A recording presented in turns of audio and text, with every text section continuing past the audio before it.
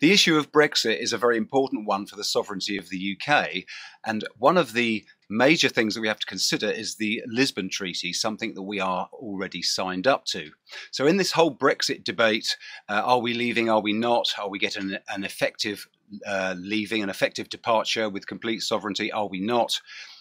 All of these things have to be considered in the light of what happens if we remain a part of the EU and part of the European Union. So today it's a great pleasure to be joined by David Clews of UnityUK.org.uk. I think that's right. Yes, David, thank you very much for taking the time to join us and share your perspective, and welcome to Lawful Rebel TV. Thank you. Thanks very much for having me on, Nigel. I appreciate that. It's good to have a chat about it and just let people have a discussion and a debate about these major issues. Absolutely. So we've discussed on this show before the issue of Brexit, broadly speaking, and we've discussed a case for UK sovereignty.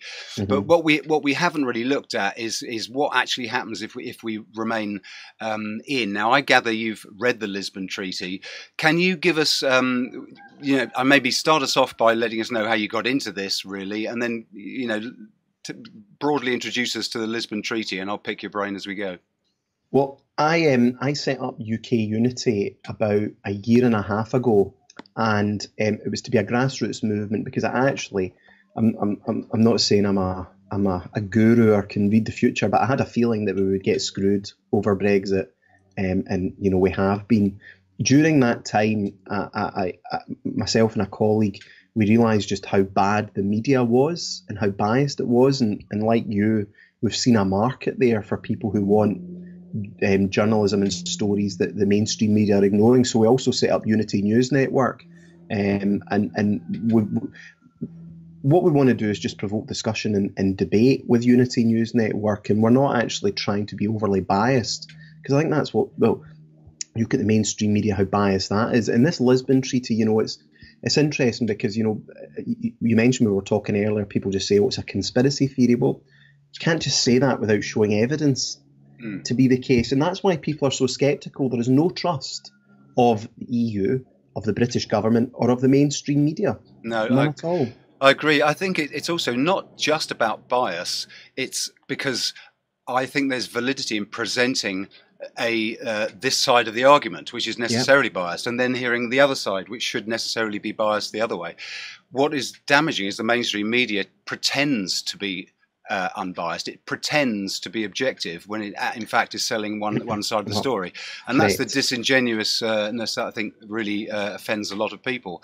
There's nothing wrong with hearing one side of the story. So today, let's hear the side of the story, which is what are the implications of this EU thing that nobody ever talks about. You don't hear these implications, do you? So, so what is it about what's the most frightening thing about the Lisbon Treaty, other than the fact that we generally lose sovereignty? Okay, I'm just going to share the screen just now, actually, and I can show you this. So what I'm going to do is I'm actually going to go to the very end of the article that I wrote, and then we'll take things on a line-by-line basis. So within the actual Lisbon Treaty itself, okay, this was the version that was implemented into UK law. We are resolved to implement a common foreign and security policy, including the progressive framing of a common defence policy, which might lead to a common defence in accordance with the provisions of Article 42, thereby reinforcing the European identity and its independence in order to promote peace, security and progress in Europe and the world. So, I mean, what does that say to you? It sounds like well-crafted language designed to obscure implications to me. It's basically, if we stay as part of the EU with the Lisbon Treaty, it means we will be signed up eventually to an EU army. Yeah, of course. The next one is, well, resolved to achieve the strengthening and convergence of their economies and to establish an economic and monetary union, including, in accordance with the provisions of the treaty and the functioning of the European Union, a single and stable currency. Yeah, it's pretty clear cut, isn't it? There's not much doubt about where that's going into full economic union. No, well, that's right. So we are committed. We are resolved to doing that. The next one is, we are resolved to continue the process of creating an ever closer union among the peoples of Europe, in which decisions are taken as closely as possible to the citizen in accordance with the principle of subsidiarity. What that means is the further erosion of UK sovereignty and independence. So that's what we're signed up to. Now, what I'm going to do is I'm going to drag up further, because as you can see, this is quite an extensive piece. Now, I'm sure this is the one you've probably seen off Facebook. Can you see that there? Yep. Okay, the UK, along with all existing members of the EU, lose their abstention veto in 2020 as laid down in the Lisbon Treaty. I looked cover to cover in the Lisbon Treaty to find this, and it isn't there. Okay. Now, I'm not saying that this couldn't be true. I'm just saying that I've been unable to find physical evidence of it. Okay. However, I mean, I think I have to be honest with you. I think some of this is real. I think some of it isn't real. Are you able to sort of give us a pick out a couple that are real? Okay. Given that point one isn't, all member states by 2022 to lose the veto and stuff like that? Well, what I'm going to do is I'm actually going to go down. Now, again, this comes to the issue of trust. So I actually went on to the fact-checking website called Full Fact. Again, do we trust them? No. Well, this is their opinion. And there was a guy called Professor Steve Pearce of the University of Essex, who has quite an impressive pedigree. And on the first point, I think there might actually be some truth in that, because he fudges the answer. So I'm just hovering it over. So the UK will lose its abstention. What Steve Pearce has said is it's wrong. The Lisbon Treaty did make changes to how EU law gets passed, which reduces the scope of states' veto ability, but it did not abolish veto powers, and they're already in effect. The abstention veto is not part of European Union law. It must be approved by the Council of European Union, depending on the type of issue. The UK doesn't have to participate in EU legislation relating to justice or home affairs, but this is the crucial point that I picked up, but can choose to opt in if it wants to. So the actual Lisbon Treaty itself doesn't specifically say every country loses its veto, but there is coming changes that if the UK wants to, it could get rid of its veto. Okay. It would have to do it itself. Yes, but that doesn't mean it's not in any way impossible for that to happen, is it? With the right people in power, and as we know, correct, the corruption is already well and truly in place. Correct. Now, I will debunk one of them because I just don't think it's accurate. The London Stock Exchange will move to Frankfurt in 2020 and be integrated into the EU Stock Exchange. Yeah. The LSE, I mean, you can see as well, I'm going to highlight this. The LSE and the Deutsche Börse announced in February 2016 they proposed a merger, but it's not got any relation at all to the Lisbon Treaty. Okay. Well, that's good. I did that did raise a bit of a with me when I saw that particular one as well. But and so have you seen any of the videos by a woman called Caroline Stevens? I haven't. No. Okay, she's been doing a lot on this, and all I'm asking for, this might all be true. Okay, but so far I've not seen the evidence to back it fully up. What about things like more general principle stuff, such as the UK will not be able to make its own trade deals, will not be able to set its own trade tariffs, set its own trade quotas? How much do we know about that? Is that not already the case? As part of the customs union, we aren't able to make our own trade deals. Let me just go down. I want to go down to what this professor says, because. Well, true enough. That's. Let me go down. Case, really, isn't it? And we've already lost control of our fishing rights and things like that. Okay, that's actually true. I'm going to read this out to you. It is correct that the UK can't strike its own trade deals if we remain in the EU, as this has to be done at an EU-wide level. In these 26 points, the reason I'm slightly sceptical about it is some of it is actually happening just now. So it's a bit of a mix-up document. Then it's got some truth in it, some extrapolation, and it's got some things that we don't think are right. because there's the other one. So the UK will not be able to set its own trade tariffs. Yeah. It's correct that under the EU's customs union, we have to set the same tariffs as the EU. So that is actually currently happening. Okay, there's validity in pointing out what's currently happening. Just in terms of the trajectory. If we don't leave, these things continue. But it's still a fair point that these are areas in which we've already lost control. So this 26 points about how bad things are going to become, a lot of it is actually happening already. So is that not even more worrying that people are reading that and worrying that actually that's happening? But on point 13, it says the UK loses control of its planning legislation. Now, that's quite significant, isn't it? Yeah, I'm going to go down and see what the guy has to say here. So Steve Pearce has said this is false. Member states have to follow EU laws in some aspects of planning, but EU laws in town and country planning must be unanimously supported by member states. Okay. This means the UK can effectively veto EU planning legislation as a member of the EU. Mm-hmm. Well, that's good to know then. That's not correct either. What about things like, losing control? Well, I guess to a certain extent we've lost some control of our taxation policy already, but will that go all the way? Well, again, I'll go into what Professor Pearce said, and as I maintain, when I actually read through it, that it wasn't based down exactly. So the EU doesn't have a direct role in raising taxes, and the EU does no say in how to spend their revenues.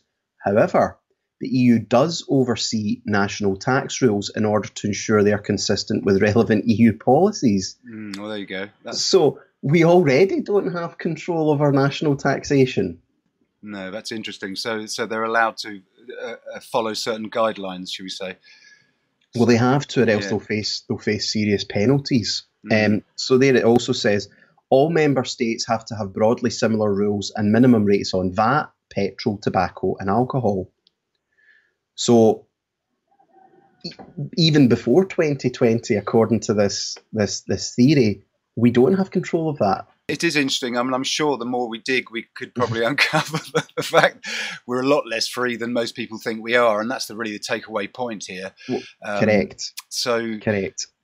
Things like losing control of the judicial. Sorry if you don't interrupt you there. It was just to agree with what you're saying there. Is these 26 points that are sort of doing the rounds on Facebook? A lot of them are actually already happening, and people are looking at that document worrying, when in fact they're already happening and they don't even realise. Yeah, so hence the urgency to, spread the word, inform people that really leaving the EU is quite important if we want peace, freedom and abundance. If we want to self-determine, we really want to get shot of all these things.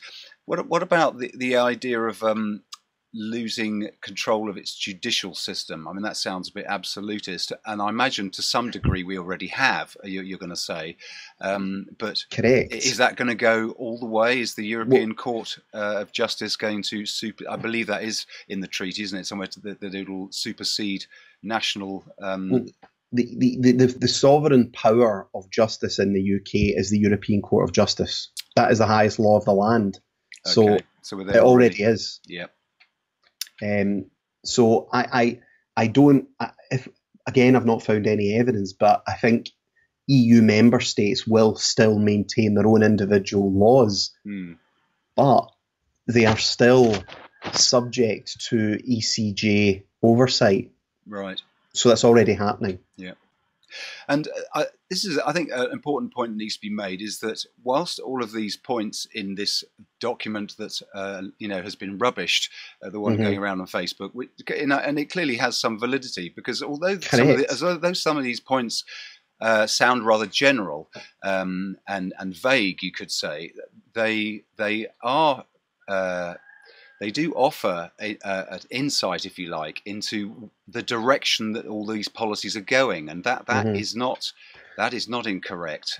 Everywhere you look, it's like seeing loads and loads of little pixels all pointing in the same direction. If some of them were pointing 100%. Over here too, you wouldn't think anything of it. But because everything points in this consistent direction of the European superstate and its assumption of more and more power over its member states or its member provinces, whatever they'll be called, I think that's worth noting there, that it's the general perception we get of where these things are going. So we've seen that some are untrue. So what else do you want to share with us there, then, David? Well, let's look at this point. The UK loses control of its borders and enters the Schengen region by 22, as clearly laid down in the Lisbon Treaty. Now I'm just going to go down to what Steve Pearce said, and I remember knowing it myself.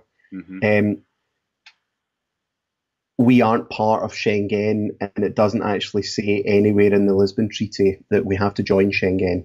Okay. So that's again, if I've actually put this challenge out, if someone can actually give me the evidence that this isn't the case, then I'll gladly put my hands up and say, fine. However, we do. I mean, as he talks about there as well, the UK does take part in some elements of the Schengen system. For example, those relating to criminal law and policing rules. These special circumstances and the ability of the UK to opt in to parts of Schengen are reflected in the Lisbon Treaty. So there is nothing to stop the UK becoming a member of Schengen if it wants to in the future. Can you shed a little bit more light on what is the Schengen region for people that don't know what that is? Schengen is borderless travel, no need for passport control at all. I'll just get you the exact definition. Let me actually look up Schengen so I'll give you the exact definition of it. Now, as I said, we obviously still need to 26 European states. I don't like using Wikipedia, it's not accurate, but it's usually okay. It's a common visa policy. UK and Ireland are opted out of it. Switzerland is actually a part of Schengen. So a lot of people talk about how, I can go to Switzerland and still cross borders without showing my passport because Switzerland is part of Schengen.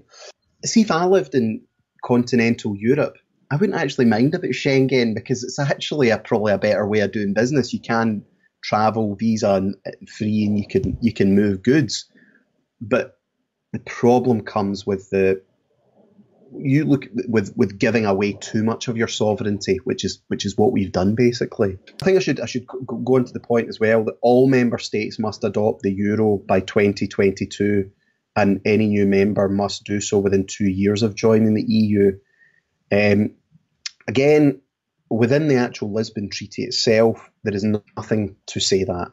Again, if somebody wants to give me the evidence to say, the thing is as well, there may be other treaties out there. There may be stuff going on that we just don't know about. But the actual Lisbon Treaty itself is not there. There's 19 out of the 28 EU members are part of the euro.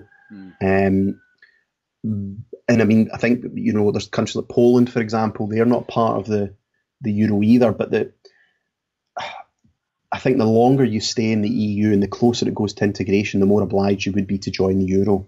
We've had a little look at where we're going then with the Lisbon Treaty. It's all about losing control of our, ultimately of our decision making and our standing in the world for who we trade with, what deals we strike, what tariffs. It's losing control of our borders. It's basic stuff, isn't it? If we want to be a self-reliant, independent standing nation, it's really incompatible with remaining in the EU, wouldn't you say? Well, I think the problem is, yes, we've actually already signed up to that. Yeah. And that's what most people don't realise. And that's what, when I actually looked into these 26 points doing the round on Facebook, that's what actually frightened me even more, is the fact that we're already doing a lot of them. Yeah. And if people see it in black and white and they're like, oh my goodness, that's terrible, they don't actually realise we're already doing loads of them. Yes, we're already resolved. It's written in UK law, we are resolved for a common defence policy. We are resolved towards further integration, and we are resolved towards joining the euro. Yeah. So given that that's where we're at then, David, we're presented in the media with this deal. We've busted the deadline, 29th of March and all that good stuff. We've gone through a few extensions. And I believe the current situation, we've got a 6-month extension, haven't we? The deal. Everybody, I think, out there who maybe hasn't looked at this closely probably thinks that the deal is leaving. And so what's all the fuss about? Why don't we just get on and do it? But I don't think they realise, and perhaps you can expand upon this with this, with the implications of the backstop and so forth. The deal, as it stands, isn't really leaving, is it? No, if it leaves open this, perhaps you can explain exactly why it's not leaving. I'm not a constitutional expert, but the one big issue with this deal is it's not a deal. It is an actual international treaty that is extremely difficult to get out of. And so they call it a deal because, you know, a deal sounds nice, doesn't it? Exactly. Let's do a deal. Let's do a deal. That sounds nice instead of calling it an international treaty because people are scared. So with the backstop, what it basically means is that if and when we leave the EU under the terms of Theresa May's treaty, if we do not set a trade agreement within 2 years, the backstop would kick in. And what the backstop would mean is that Northern Ireland would have separate rules in terms of how it trades with Europe from the rest of the United Kingdom. Plus, the UK could then be suckered back into the customs union. It could be suckered back into the single market. It could be suckered back into all these many, many different things. I understood it would actually be locked into the customs union, but by definition. So the backstop and this whole shenanigans with Northern Ireland, of course, from Republic of Ireland, the awkwardness of part of the United Kingdom having a land border with the Republic of Ireland, as we've discussed before. It's a bit of a mess, isn't it? So the customs union that would be implicated by the deal and the backstop and all that good stuff. That just means that we're not a sovereign nation, doesn't it? No. You can't be in a customs union with a bunch of with another region and still be a sovereign nation. You can't actually strike up your own trade deals then, could you? If you were to ask me from a pragmatic point of view, would it be better leaving and staying in the customs and union single market or just staying a member of the EU? I would advise it would be better to stay a member of the EU and at least have a say in it. That's when they talk about being a vassal state. If we leave, but we remain part of the customs union and the single market, it is the worst thing that could ever happen. This sort of adds weight to the no deal, just get out sort of argument. And perhaps for anybody listening, this sheds some light on why there's always quibbling and people that you think should be pro-leaving. They appear to be obscuring progress towards what you think is leaving, and it isn't really, and all of this nonsense. And you mentioned at the beginning of our chat, David, that you suspected, as indeed some other people did as well, that this outcome might happen. Do you think that the vote was genuine? Can we assume that the vote was not manipulated in any way, that the referendum in June 2016, are we taking that as read that was a genuine vote? And if so, do you think it surprised the establishment and those that would have been comfortable if we'd just carried on as we were? I think it was a genuine vote to leave. Okay, let's take it as a genuine and move on from that. But the establishment did not expect it at all. They did not see it coming. Are there any other important points that you think need to be made, David?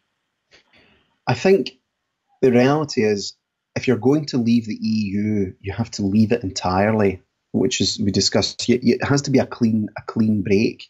Then what you can do is then sit down and say, look, how can we work together moving forward? This is the thing that really gets me. If we leave the EU, we're not just going to put up the barriers, because we trade with you. Europe needs our custom. They need the money that the UK spends. We live in a capitalist society, which means the free movement of goods must continue. Do you think people are really going to be so pig-headed in Europe that they would just turn around and create tariffs? No. This is all being done to scare the populace, because big business, multinationals, the establishment just want us to stay part of the EU. And people need to wake up to it. It does seem that there's a lot of scaremongering going on with the ridiculous, £4 a bag of carrots and all this sort of nonsense. And people need to realise that trade is in our mutual interest, isn't it? As you said, we're not winding the drawbridge up.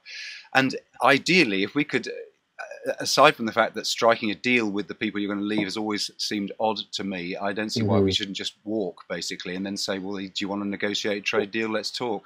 See, the other point I make as well is, see, from a European's perspective, it would be better for us to leave, because that means they can then go and get on with their further integration, and they can create their European army without us annoying them. And I think you've actually seen a bit of that with Macron recently, who's deciding, look, do we really want them anymore? And that's what we're saying is, look, we don't agree with the direction you're going. You don't agree with the direction we're going. Let's just have a clean break and let's just move on. Yeah. That would be the common sense way, the rational approach, I think. So yeah, we need each other for free trade. I must take issue with something you said earlier. I'm not sure we have a capitalist economy. We have a mixed economy. Well, we have some elements of capitalism, just enough allowed, of course, to allow the economy to function. If we had capitalism, we'd probably all be a lot wealthier. But that's another story.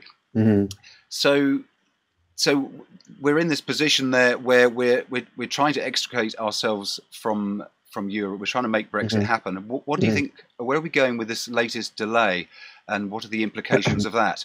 I have been led to believe by some other people that if we knock into the end of this year or something, it can have further implications, and we're bound in treaties that we're already in. Can you shed some light on that? The longer we stay part of the European Union, the further we will be involved with the integration of it. Therefore, it's essential that we come out. Now, I think, and I've said this, I actually made a video on it, I think I am totally opposed to the idea, but it might take another referendum to exit entirely. And I think there's a lot of people on the Brexit side who are now coming round to that argument.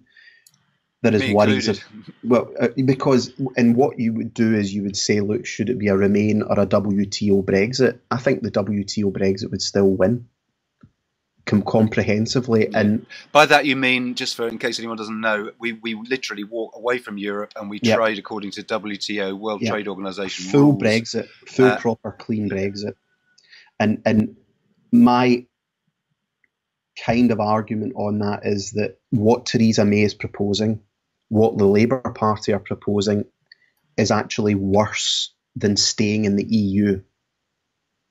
Yeah. And so it's a high stakes game. And by that, just specifically, you mean that we'll be nailed down in these treaties that are not actually honestly labelled as treaties. Correct. And we'll be stuck in bonded in paperwork, if you like, and unable to extricate that. Correct. So it's. I mean, there is the argument that the sort of soft Brexiteers would make is, but then it makes life a wee bit easier, and maybe it wouldn't be such a shock. But I don't see having an economic shock leaving the EU. They told us we would go into a recession. The Bank of England cannot be trusted. The economic gurus of this country cannot be trusted. No. And I do not for a set. I think a full clean Brexit would have some teething problems, but I think we would fly after it. And you look at what, and I mean, I'm not saying I agree with these people, but if you look at what Nigel Farage says, Gerard Batten, UKIP, leave means leave, all the main campaign groups, they all say if it's not a WTO Brexit, it's not a proper Brexit. Yeah. So I agree. I can see a good rationale, good reasoning for having a second referendum, because, you know, my hope would be that the British public would be so angered by the audacity to ask them the same question twice effectively, that they should just shout, leave in no uncertain terms. But of course, it's always a risk, isn't it? It's a risk. Are we going to get are we going to get the truth out to enough people? Will enough people be swayed by this, that, or the other? Will enough people be aware of the arguments? It's a high stakes game, and you look at the way people like Jacob Rees-Mogg, Boris Johnson, they buckled under the pressure and they backed Theresa May's deal, whereas, the strong Brexiteers all said, look, there is no way we can ever back what she is proposing. No. And even myself at one point thought, maybe we should just support this and at least we're out. But then when you actually read the terms of what she's offering, it is so bad, and the EU retains so much control I mean, that's why they call it a surrender document. So it has to be a full and clean WTO Brexit. Is it true to say, though, when we consider ourselves bound up in treaties and things, isn't it always the case that the sitting parliament, the government in power, could always literally get the old document, just tear it up and say, do you know what, we're going that way? That's always an option, isn't it? I mean, albeit not a desirable one, but so the idea of being inextricably bound to the EU forevermore is in fact not true. Would you say, to the extent that if people got angry enough and people really knew what was happening and knew about the connection between what was happening and the impact on their freedom and their lives? The only thing I would say is that since Maastricht, I mean, I remember I was 10 when Maastricht was passed. I remember that. We've been told since Maastricht that, well, you're just giving a wee bit up, and you look at the way it keeps going on and keeps going on. The UK has gone down a different route from the European Union. My argument is it is in both our interests to have a full and clean exit, and I think the UK leaving the EU is good for the EU and good for us. And I think that is an argument that we sometimes maybe don't make enough. Yeah. If they want to have an EU army, if they want to get rid of their sovereignty, well, fine. And I think, again, you look at it from a geographical perspective. We are an island. We are not attached to Europe. We don't have the shared, well, we've got the shared history, but I mean, I can understand the concept of a common market if if you're literally driving goods across country to country every single day. The other point, though, I will make is the EU, I think, is unsustainable. And I think the historian Neil Ferguson made a brilliant video on this. He says that in 20 years' time, people will look back and think, why didn't we just walk away? He says the EU will start collapsing because it can't continue. If it does come to this second referendum, which, as you point out, is probably, although it's an uncomfortable pill to swallow to consider it, it's probably the best outcome, because that would at least give us a fighting chance of actually doing a running charge for the door and actually getting out this time. I'm only saying that's I don't agree with it as a matter of principle, but if you're to ask me how can we exit the European Union and leave entirely, that is, in my opinion, the only option of doing so. Do you want to say anything about your organisations again, just if people want to contact you and get involved? Yeah, well, we've got UK Unity, which is our campaigning arm. So people, ukunity.org.uk. We're actually going to be launching a campaign for the next Euro elections, which is End the Lib Lab Con, because we want to encourage people not to vote for the three main parties. And then we've got Unity News Network, that's our news organisation, and we publish articles, we do live streams. So yeah, just Google them and have a look. And David, thank you so much for taking the time to share all that information with us. We really appreciate it, and there'll be contact information below, as well as, of course, David's words previously. Thank you very much for listening, and we'll catch you next time on Lawful Rebel TV. Thanks, Nigel. Lawful Rebel, universal cause. Lawful Rebel, because my freedom is yours. Lawful Rebel, rise and be man. Extraordinary.